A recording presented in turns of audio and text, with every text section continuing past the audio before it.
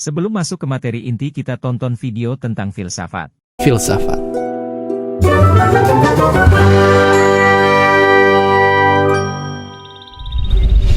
Filsafat itu singkatnya adalah ilmu tentang cara berpikir.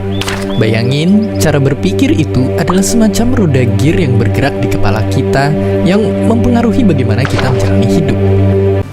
Sebagai induk dari semua ilmu pengetahuan, filsafat punya sejarah yang begitu panjang. Di masa-masa awal peradaban, nenek moyang kita mencoba menjawab banyak pertanyaan besar. Dari sana, banyak cara berpikir lahir, yang kemudian disebarkan dalam bentuk kepercayaan dan pengetahuan. Tapi baru di zaman Yunani kuno, para filsuf hebat seperti Socrates, Plato, dan Aristoteles lahir. Mereka melahirkan begitu banyak cara berpikir dalam berbagai macam bidang, yang kemudian cara berpikir mereka menjadi inspirasi lahirnya dasar-dasar ilmu pengetahuan lain. Di abad pertengahan, filsafat dan agama mulai banyak beririsan, karena kentalnya sistem kerajaan dan ajaran agama di masa itu. Filsafat digunakan untuk studi agama seperti membuktikan keberadaan Tuhan. Tapi perubahan besar lalu terjadi. Dunia masuk masa Renaissance, masa di mana terjadi pergerakan masyarakat untuk mengaktifkan diri kembali di bidang politik, budaya, hingga ilmu pengetahuan, yang kemudian menginspirasi pesatnya kemajuan masa setelahnya, mendorong terobosan cara berpikir di berbagai macam bidang, yang hingga hari ini melahirkan ilmu-ilmu pengetahuan kita sekarang. Karena sekali lagi ingatlah, terlepas dari semua ilmu pengetahuan yang dilahirkan filsafat, tujuan besar dari filsafat sendiri sebenarnya ada pada arti di balik namanya, philo dan sophi. Sudah terlalu banyak orang pintar di dunia ini, namun ingat, banyak juga dari mereka menggunakan ilmunya untuk hal yang tidak baik. Dengan pegangan filsafat, yang kalian tuju adalah bisa membuka diri dengan lebih banyak cara berpikir, dan ujungnya tak hanya jadi orang pintar, tapi juga membuat kita bisa menjalani hidup lebih baik dan lebih bijak.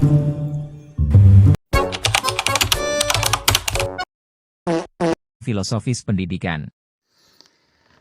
Perkenalkan, nama saya Billy Ramadan. Definisi filsafat. Filsafat berasal dari kata Yunani. Filsafat berasal dari bahasa Yunani kuno, yaitu phil yang artinya cinta, dan sophia yang artinya bijaksana atau kebijaksanaan. Jadi, secara etimologis, filsafat adalah cinta kepada kebijaksanaan.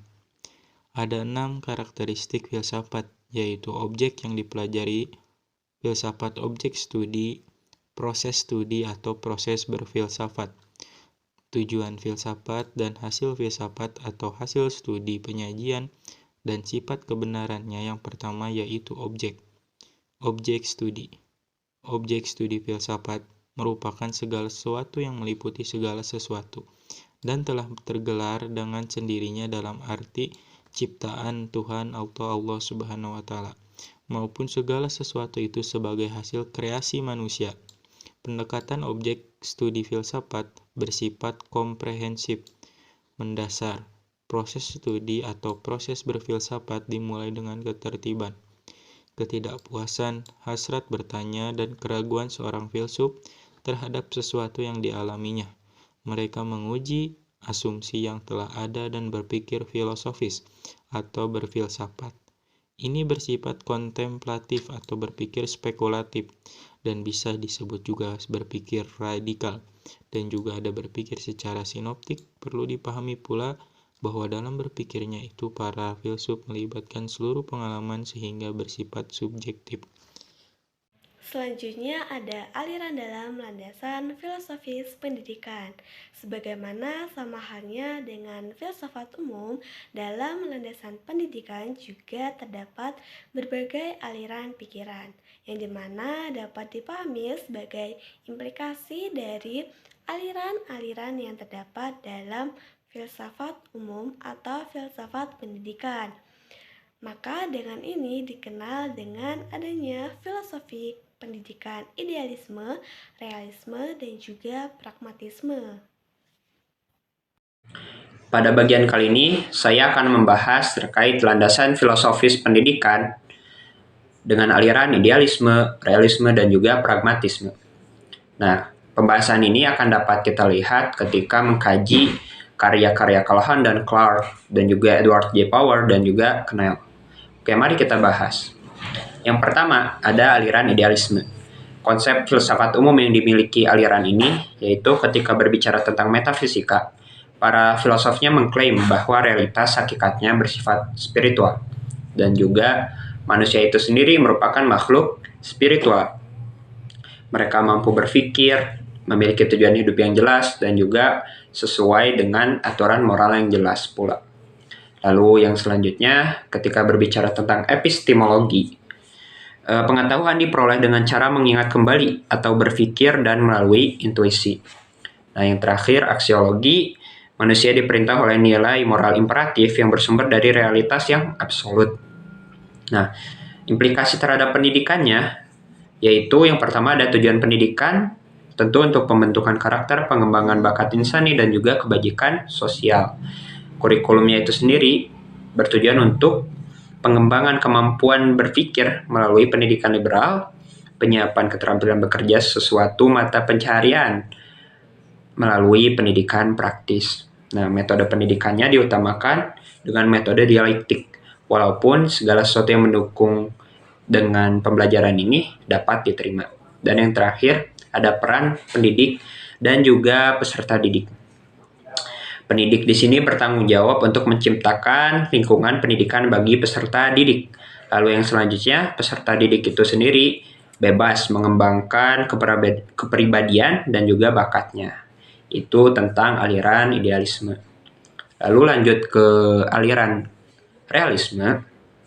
Konsep filsafat umum yang dimiliki oleh aliran ini yaitu metafisikanya. Para filosof realisme umumnya memandang dunia dalam pengertian materi yang hadir dengan sendirinya. Lalu pada bagian manusia, hakikat manusia itu sendiri menurut mereka terletak pada apa yang dikerjakannya. Pada bagian epistemologi, pengetahuan yang diperoleh manusia melalui pengalaman, indera, dan juga penggunaan akalnya. Lalu yang terakhir, ada aksiologi. Tingkah laku manusia diatur oleh hukum alam dan pada taraf yang lebih rendah diatur oleh kebijaksanaan yang telah teruji. Nah, implikasi terhadap pendidikannya yaitu pertama, tujuan pendidikan. Pendidikan bertujuan untuk penyesuaian diri dalam hidup dan mampu melaksanakan tanggung jawab sosial. Lalu kurikulumnya harus bersifat komprehensif yang berisi sains, matematika, dan juga ilmu-ilmu lainnya. Nah, metode yang digunakan hendaknya bersifat logis dan juga psikologis. Dan itu merupakan metode utama bagi penganut realisme. Nah, peran pendidik juga penting. Di sini tercatat bahwasanya pendidik harus menguasai pengetahuan yang mungkin berubah, menguasai keterampilan teknik-teknik mengajar dengan kewenangan menuntut prestasi siswa itu sendiri. Sedangkan siswa di sini berperan untuk menguasai pengetahuan, taat pada aturan, dan juga perlu disiplin. Bahkan harus disiplin. Nah, yang terakhir ada aliran pragmatisme. Konsep filsafat umum yang dimiliki aliran ini yaitu ketika berbicara tentang metafisika, pragmatisme ini merupakan anti metafisika. Mengapa? Karena suatu teori umum tentang kenyataan tidaklah mungkin dan tidak perlu. Kenyataan yang sebenarnya adalah kenyataan fisik, plural, dan berubah. Ketika berbicara tentang manusia, menurut mereka, manusia adalah hasil evolusi biologis, psikologi, dan juga sosial. Setiap orang lahir tidak dewasa, tak berdaya, tanpa dibekali dengan bahasa, keyakinan-keyakinan, gagasan-gagasan, atau norma-norma sosial. Nah, epistemologinya, pengetahuan yang benar diperoleh melalui pengalaman dan berpikir atau scientific method. Pengetahuan adalah relatif. Pengetahuan yang benar adalah yang berguna dalam kehidupan. Dan yang terakhir, dengan berbicara aksiologinya ya, menurut mereka, ukuran tingkah laku individual dan sosial ditentukan secara eksperimental dalam pengalaman hidup. Nah, implikasi terhadap pendidikannya menurut mereka yaitu tujuan pendidikan yang pertama adalah pertumbuhan sepanjang hayat. Proses rekonstruksi yang berlangsung terus-menerus dari pengalaman yang terakumulasi dan sebuah proses sosial. Nah, itu terkait tujuan pendidikan. Lalu yang selanjutnya ada kurikulum. Kurikulum berisi pengalaman yang telah teruji, yang sesuai dengan minat dan kebutuhan siswa. Nah, yang selanjutnya ada metode. Mereka mengutamakan metode pemecahan masalah, penyelidikan, dan juga penemuan. Yang terakhir, ada peran pendidik dan juga peserta didik pada aliran pragmatisme. Nah, peran pendidik di sini adalah memimpin dan membimbing peserta didik belajar tanpa ikut campur terlalu atas minat dan kebutuhan siswa. Sedangkan peserta didik itu sendiri berperan sebagai organisme yang rumit, yang mampu tumbuh. Nah, itu tentang 3 aliran dengan hubungannya landasan filosofis pendidikan. Selanjutnya yang ketiga, pragmatisme.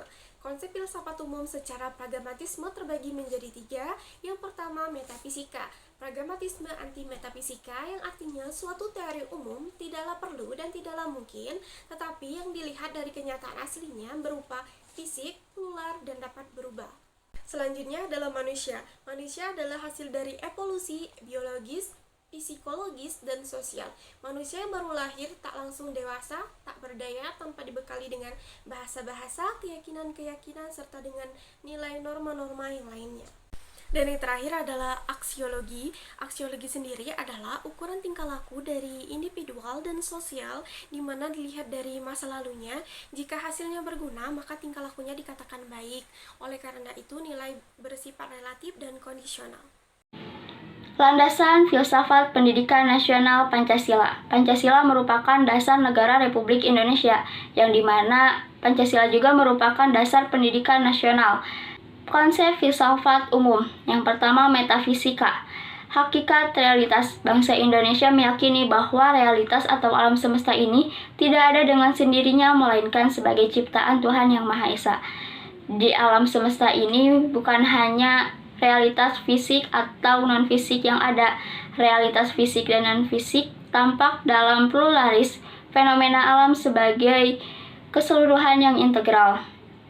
Hakikat manusia. Manusia adalah kesatuan badan rohani yang hidup dalam ruang dan waktu, mempunyai kesadaran dan penyadaran diri, mempunyai berbagai kebutuhan, dibekali naluri nafsu, serta memiliki tujuan hidup.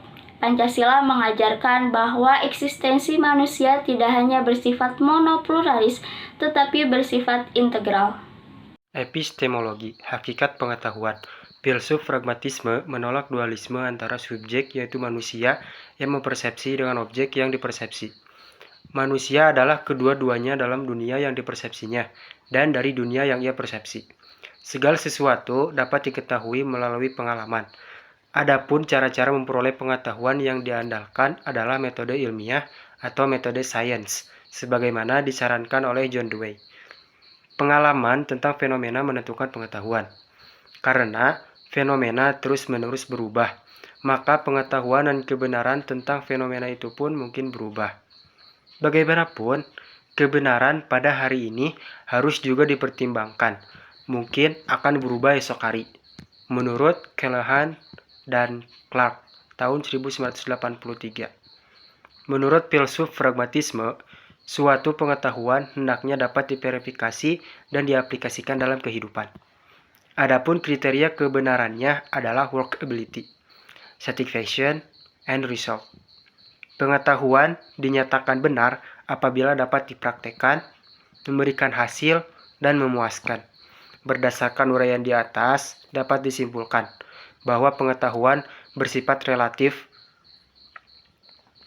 Pengetahuan juga dikatakan bermakna apabila dapat diaplikasikan.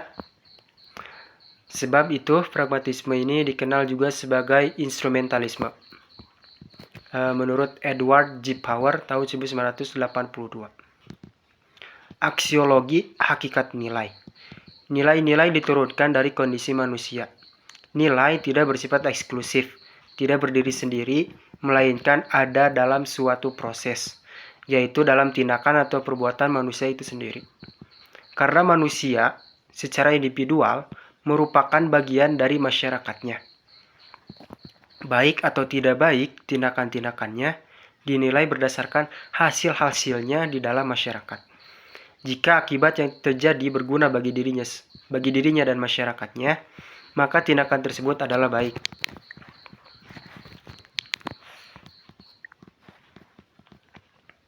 Nilai etika dan estetika tergantung pada keadaan relatif dari situasi yang terjadi.